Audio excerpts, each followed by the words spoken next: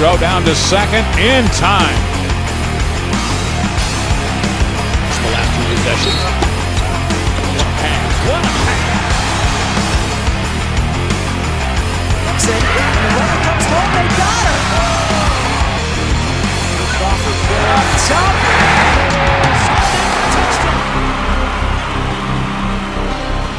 Welcome to this week's Big 12 Report, presented as always by Dr. Pepper. I'm Wendell Barnhouse, Big12Sports.com correspondent, alongside co-host Carter Babb.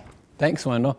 Well, basketball season got cranked up this weekend, and the Big 12 is off to a hot start in both men's and women's hoops. That's right, Carter. The first weekend, the Big 12 men's and women's teams combined to go 21-0. They're their only conference in the country with an undefeated record on the first weekend. The Baylor men's team got off to an impressive start with 2 victories, and Texas, under new coach Karen Aston, also won their first 2 games and broke into the top 25 rankings. That's right. Well, in football news, Kansas State is now the new #1 team in the BCS standings. You know, that's the 5th different Big 12 school to be on top of the standings, and that ties the SEC for the most in the history of the BCS. And the Wildcats, you know, they have 2 games left, and if they can get wins in both of those, they'll have a shot at the national championship. They are closing in, and, you know, as Kansas State moves it up from #2 to #1 in the BCS standings. Now, if that's not enough pressure, Kansas State quarterback Colin Klein is the cover boy for this week's Sports Illustrated, and you're probably aware that there's something called the Sports Illustrated cover jinx. Now, the Wildcats are going to try to overcome the pressure of being #1 and any of the other voodoo magic that they could run into when they face Baylor Saturday night in Waco.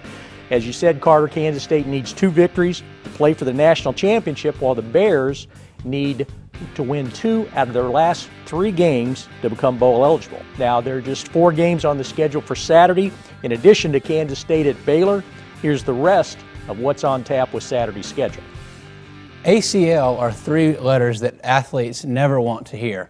Now, knee injuries to the ACL can lead to 5 or 6 months of difficult mental and physical recovery.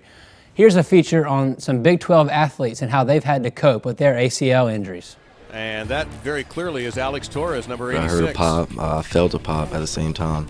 And as soon as I went down, I just kind of knew. You know, it's your worst fear as an athlete. It's pretty much, you know, you hear all these girls tear their ACL and you never think it's going to be you. And when I went down, my knee just lit on fire and I knew it. You know, it was pretty instantaneous. It was tough. Like, that was probably a tough 48 hours, probably the toughest of my life. The pain, trying to get through it and push through, knowing I can't be on the court. I want to walk again, I want to run again, I want to do all those things. And in your head, you're like, I need to get back, I need to get back. In order to heal as a team, they have to move on without you, in a way. I mean, you're obviously still a part of the team and emotionally very involved, but physically they have to move on and find a way to replace you. Just the hardest part is not playing. It's not even going through the motions of rehab. You really know how important basketball is.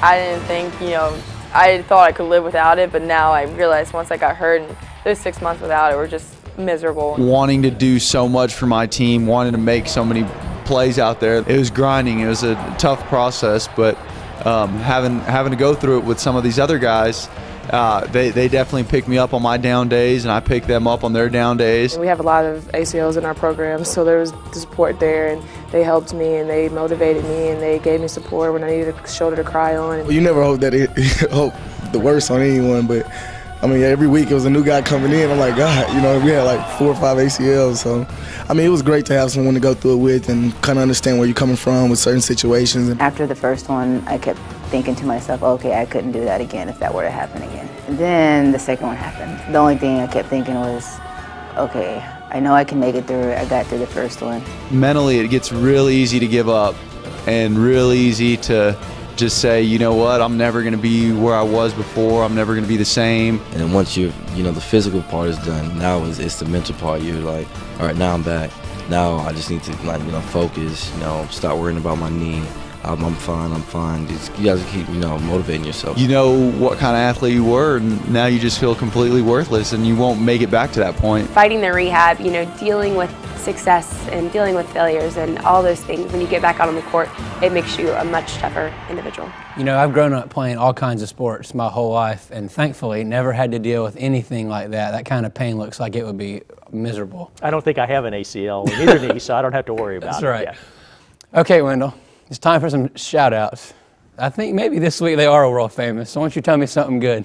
Well, you know, none of these shout-outs had to undergo ACL surgery or anything, and they're all healthy. So let's go into 3 of them right now. And first of all, we're going to talk about soccer. Texas Tech and Baylor each advanced to the second round of the NCAA Soccer Championship with opening round victories last weekend. The Raiders won their first NCAA match in school history by knocking off North Texas 2-0, while Baylor won at Arizona State by a 3-1 score. Now, both teams will be playing second-round matches on Friday. Baylor takes on Georgetown in Chapel Hill, North Carolina, while Texas Tech will play #1 seed Florida State in Tallahassee. In cross country, 6 Big 12 squads, 3 on the men's side, 3 on the women's side, will compete in Saturday's NCAA cross country championships in Louisville, Kentucky. Iowa State, Oklahoma State, and Texas will compete in the women's championship, while Oklahoma State, Oklahoma, and Texas will run in the men's race. The Cowboys are the nation's top-ranked team and will be seeking their 3rd national title in the last 4 years. Texas Tech's Kennedy Kathuka took first place in the NCAA men's mountain regional, and he earned an automatic bid to the NCAA championships.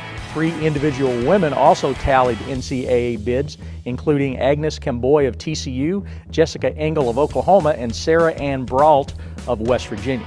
Now, the Big 12 dominated last weekend's Midwest Regional and cross country. Iowa State, the nation's 2nd-ranked team, claimed the women's race, while Oklahoma State and Oklahoma tied for first place. It's the first time in Midwest Regional history that 2 teams tied for the top spot. And in volleyball, Iowa State libero Kristen Hahn was named the Big 12's Defensive Player of the Week. It was her 7th weekly award that ties the single-season record in the Big 12 that was set last season by Haley Eckerman of Texas. Hahn set the Big 12 record for consecutive weekly awards earlier this season with 4. And Texas clinched this season's regular season volleyball title with a home court victory over Texas Tech Wednesday night. The Longhorns are 22-3 overall and 14-0 in Big 12 play. They need to win 2 more matches to become the first Big 12 team to go undefeated since the 2004 season. That's right. That's quite a successful season. You know, hopefully they can keep that up as they head into NCAA tournament play.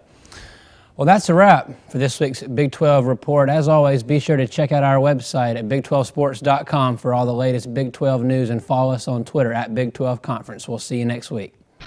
Nicely done. Yep. You want me interior? What's the how do you say? Cruciate. Cruciate? Yeah. Cruciate. Cruciate. Interior cruciate ligament. Cruciate ligament. Just say ACL. Okay. What are you laughing at? Nobody knows. Old Man River. He's looking at me like I'm crazy. Let's go home. Now I can rip the script because we're done. You better hope we're done. Are you happy there, boss? He's shaking his head. It's like, nope, just another miserable week on the Big 12 report. Will you shut the cameras off now, please?